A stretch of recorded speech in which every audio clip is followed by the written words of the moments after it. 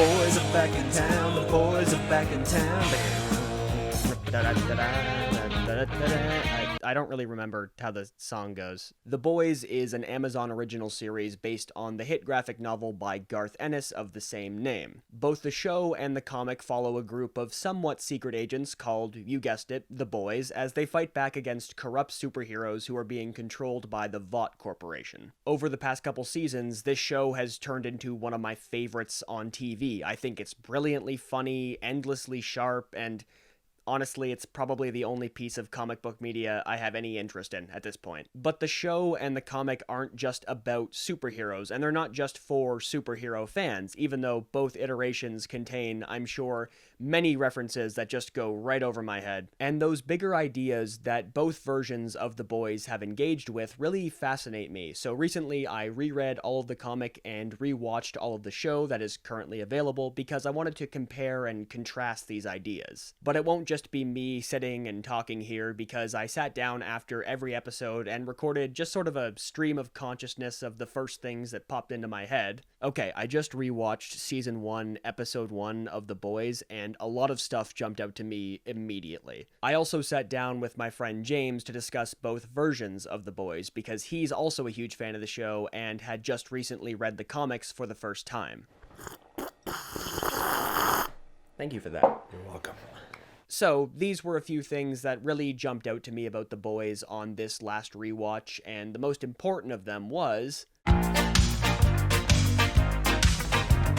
both the comic and the show approach superheroes primarily by looking at them as products, and never really buying into that mythology. From the very beginning, the show is about this artificiality that superheroes have, this fakeness, this sheen, this impossible veneer they all give off, and how quickly and immediately that's broken down when you get to know them as people. I think the main point of the show is that there are no heroes. There is only the illusion of heroism built up to make you feel comfortable and feel safe, but really it's just factoring into someone's bottom line. The show is very direct and purposeful about using superheroes as the medium through which they can analyze larger ideas about consumer culture, especially because the show is always bombarding you with superhero marketing and promotional imagery, just like, you know, our world. I also really like the color grading. It looks kind of dingy and almost washed out in places, but that lack of color, that lack of vibrance, it contrasts really nicely with the fake promotional material you see all over the show. Girls get it done.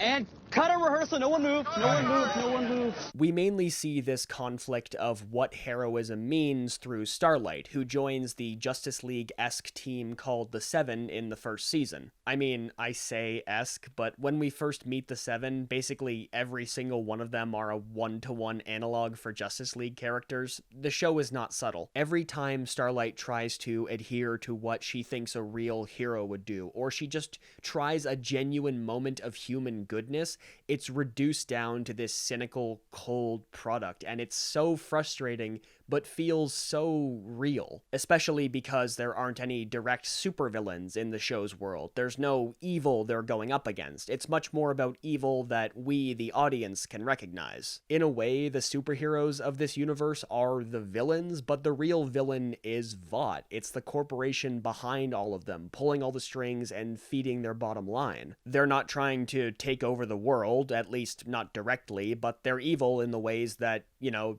corporations are evil. And yes, the irony of a show with that kind of message being produced by Amazon is not lost on me. The invincibility that drives the worst impulses of the heroes isn't just from their physical strength, but also knowing that this giant, faceless, and seemingly invincible corporation is behind them.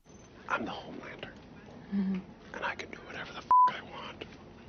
Vought is always just outside of reach, and even when the boys get so very painfully close to taking them down, they know exactly how to spin it. Vought has this feeling of overwhelming power, and in Season 2, they delve much more into how many layers exist to protect that power. I think the most depressing thing the boys has done is made clear that anti-corporate rhetoric can be just as much a tool of the corporations as of the people. The show is very critical of the idea of belief and what we choose to believe in. It's not necessarily anti-religious, but there is a constant running theme of the things people choose to believe in being empty, or there being a larger purpose behind it. All of these characters are really looking for something to believe in. They're looking for meaning because they've realized how empty the things they've been sold are. And the characters really grow when they start looking beyond these symbols and start believing in other people. The show actually has something to say about superheroes as a concept and as a fixture of our modern pop culture lives, and that is far more interesting to me to explore than just, I don't know, like Deadpool saying the word and saying chimichangas, pew pew, oh, funny, epic, random. I really love how this show explores superheroes, and even though it's very, very cynical about them, it's never quite hopeless, because these superheroes are really no longer people. They can't be, because they have to be what Vought wants them to be. I think the real question The Boys wants to ask about superheroes in the context of the real world is, can they still be people after being products for so long? Like I mentioned before, this show is based on a series of comics, which I love. I think they're a ton of fun. But if you know the show and you think the show is violent, oh boy. What were your first thoughts on the comics as you were going through them? It was definitely that I realized that the show, for as gruesome as it is a lot less gruesome than the comic book. Yeah. I figured you'd go there. It throws you right into it. Yeah. And it's great. I think the main difference is, I mean, there's obviously a lot of differences in just medium and adaptation, and also time is a huge one, because I think both the comic and the show are very much of their time. Oh, definitely. Yeah. The Boys very much feels like a show of this moment, of the modern day, without being cringy and, you know, how do you do, my fellow kids-y. The thing about the show and the comic together is, it's weird, because I really enjoy the comic. I've read through it all a few times, but I think everything the comic tried to do, the show does better. The show's a lot tighter and a lot more focused, and I think, you know, in adaptation, a lot of things have to be moved around, and always for the better in the show, I would say, in terms of how the story has developed, but also in having to build actual characters, because as fun as the Boys comic is, I think it's pretty light on actual characters. Something interesting the show has done, too, is it takes a lot of characters who are kind of one-off jokes and turns them into actual characters, and then turns actual characters into one-off jokes. Like with Love Sausage, kind of becomes more of a joke. God damn. Brother got a love sausage. The show is also trying to treat this material more seriously, at least more seriously than the comics, which are basically just a clusterfuck of mid-2000s violence from beginning to end. However, even though the show is toned way down in comparison, it hasn't lost any of that spirit of craziness, which is good because that's what makes the comic so fun. Balance is very important to this show, and the fact that it can weave together such realistic, grounded character drama and also the most insane things I've ever seen in my life, it's a real accomplishment. I find it really impressive that the show is able to balance its violence like that, where gore can be both hilarious and shocking. And there's a lot of gore. There's also a more interesting perspective placed on the world around the characters, which I find fascinating. I like seeing how superheroes are merged with recognizable artistic iconography. Those are the moments where I feel like I really connect with and understand the show's world because it's so close to our own. I think the show does a better job, too, of sort of satirizing the culture around superheroes, because the comic is very, not quite single-minded, but very focused on the concept of superheroes is stupid, and these different superhero teams are stupid, and here's why I think they're stupid, and they're all idiots, and I'm going to kill them all, and that's kind of where the comic is most of the time. That is where it is most of the time, yeah. Even though the show is very cynical when it comes to celebrity and superheroes and all of that, I think it is a little more optimistic and appreciative than the comics were. Although that may just be down to tone, because the show is generally a lot more genuine. I think good parody comes from a place of real love and appreciation, and you're poking fun at something you like, and that's what the Preacher comics are kind of like. Reading them, they're silly and they're grotesque and they're overt in the same ways the boys are. But the difference is you feel like Garth Ennis actually likes Westerns. With superheroes, it's much more like he clearly hates superheroes as a concept and everything about them. As far as adaptations go, this is one of my favorites, and I'm really glad that both the show and the comic exist enough as their own entities that I can just enjoy both. In recent years, we've seen a lot of interpretations of grounded, realistic superheroes. Grounded and realistic. I cannot stress the quotation marks enough. I think what this show is trying to do is very different than, say, a Christopher Nolan or a Zack Snyder movie about superheroes in the quote-unquote real world. The difference is, The Boys isn't asking what if Batman or Superman had to be Batman or Superman in the real world. It's asking what if superheroes were just another part of our world, just a man-made scientific invention that became something much bigger. And with that question comes everything we know that wealth and power and fame do to people in our world, especially the darker aspects. In the first episode of the show, Starlight is sexually assaulted by the character The Deep, which is really what sets the whole story in motion. It's just a question of how bad you want to be in the Seven. When The Deep is coming on to Starlight and trying to convince her to go with what he's saying, and it's skin crawling. It's very off-putting. It's gross, but it's a very recognizable kind of gross, and it's a very real, human kind of gross. It's not, I want to take over the city, I want to blow up the world, or whatever. As powerful as the Seven are, their weaknesses and vulnerabilities are very and deliberately human. Which brings us to the best character in the show, Homelander. I think what really differentiates Homelander from the usual what if Superman but evil story that we've seen many times by now is that he's not just an evil Superman, he's a Superman who at every stage of his life has been lacking actual human connection and contact. It's not really a question of nature versus nurture, it's more about what happens when you make a human being a product from birth. And I think that ideal that Homelander represents, the Superman ideal, really, of the perfect superhero,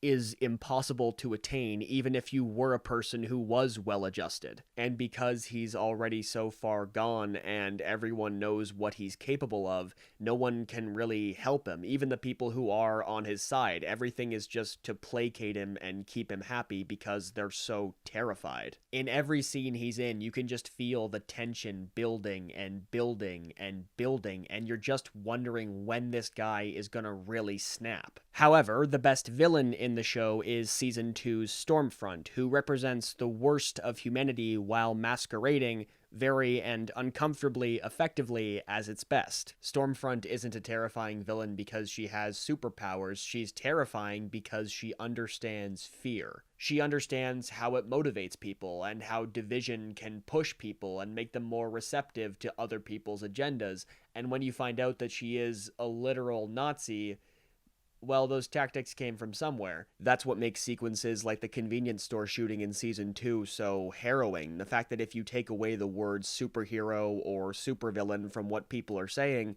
it's the kind of thing we hear every day. No one condones the tragic shooting at the convenience store. Our thoughts and prayers go out to Kuldeep Singh's family. Grounding all the conflict in such familiar ways while still being so openly goofy and comic booky at times is what makes this show so fun. It actually can have it both ways. And in many ways, it easily beats the competition. Honestly, I think Maeve, Starlight, and Kimiko teaming up to just gang beat a Nazi is way funnier and way more exciting than anything in the MCU. As the show has gone on, a few of the less evil superheroes have shown some glimmers of real humanity here and there, so even if there's no redemption on the horizon, there is hope. Huey gets to see pretty much every single side of this argument that's going on Yeah. within like his world. He gets to see the bad side of the soups. He gets to see the good side of the soups. I don't think any of these superheroes are going to get a happy ending, and it's really questionable whether any of them deserve it, but even if they won't, some of them are at least trying to be good, and you can't get much more realistic than that.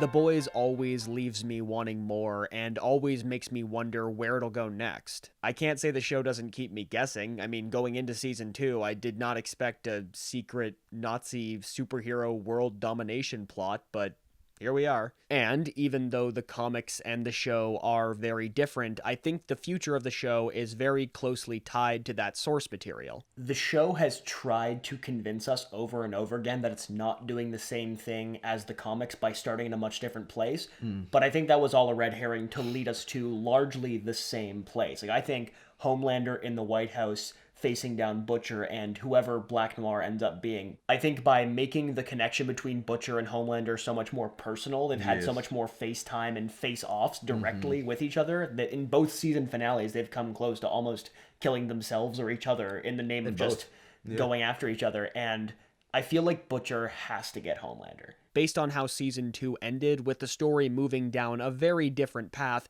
I think the groundwork is still being laid to adapt the comics more closely in the future. The beginning of the comics starts with the boys reuniting and Huey joining them, and that sort of happens in the show, but this is really the origin story of the boys, the first 2 seasons. So season 3, wherever that kicks off, is going to be kind of like them coming back together, which is why I think they'll weave in stuff from the first issue. Because they're like, the thing I didn't realize was that in the comic book, the boys are part of the CIA from the beginning. But now, at the start of season 3 of the show, now they're going to be part of the CIA. Yeah. In the final volumes of the comic, Homelander joins forces with every other superhero to essentially overthrow the American government, and I can definitely see the show moving in that direction. I think a really interesting thing they did with Stormfront in season 2 was set up that her Nazi world domination plan is where Homelander gets his idea to take over the world. I think that's because that is a good one-to-one connection. Because the end of season 2 is Homelander has snapped. I can do whatever I want. Also, and this is my favorite aspect of the comic, after Homelander dies, Butcher becomes the villain and tries to enact a plan that will essentially genocide every superhero on the planet. I'm not sure exactly how this plot point will come to life in the show, but with Butcher's anger growing and growing like it has been, something like it is probably on the way. I think Becca dying at the end of season 2, that was kind of his moment where it's like, this is where the plan to destroy them all really gets galvanized. Like, this is where it really starts. She told him to protect Ryan? Yeah. Yeah, the kid. But more than adaptation details or plot details, I'm really curious to see where the characters will end up, because I'm far more invested in the show's version of them than I ever was with the comic. That's the question that's driving both Huey and Starlight's story, this idea of how much of yourself can you give away for the right cause. So, by the end of the show, I think the question for those characters is going to be how much of them is left, and can they get any of it back. There are also other theories. Oh my god. Can G-Force make a cameo in The Boys and then Butcher kills them all? I hope so. Or Huey takes care of them like he does of Jamie in the comic book. Oh yeah, they could bring it all around. They could bring G-Force and then they could finally bring in G-Force. G-Force is canon. Yeah, this is what the whole show has been building to. Cannon fodder. They're gonna die if they come in. Good one. Idiot. All I have left to say is I love this show. I'm very excited for season 3, and hopefully it wraps up well and before it wears out its welcome. I've said it before, and I'll say it again. 5 seasons max for a show like this. That's all it needs. So, what are your final thoughts on the Boys comic? Oh, that's what we're talking about. Yeah. Honestly, it just made me extremely excited to see where the TV show is going to go. The stuff that happens in the end of the comic, if that were to happen with like what we feel with the characters now in the show, I feel like it's gonna be even more effective. I'd probably cry. Yeah, I know, James. I know for a fact you'll cry because you cry at Kingdom Hearts bullshit. I did. So I cried at the end of Kingdom Hearts 3. And it was only then that I realized my mistake, because James has a very specific disability where if he starts talking about Kingdom Hearts, he can't stop, or won't. They explain, a good amount, but they don't really go into as many details as you really wish they would. However, at the end, 20 minutes, spoilers for this, by the way, 20 minutes at the end there is just like a sequel to Kingdom Hearts 3, and it's all about Riku, like, leaving their world and, like, going to... You're gonna love this. They call it the fictional world. I know. It's getting crazy.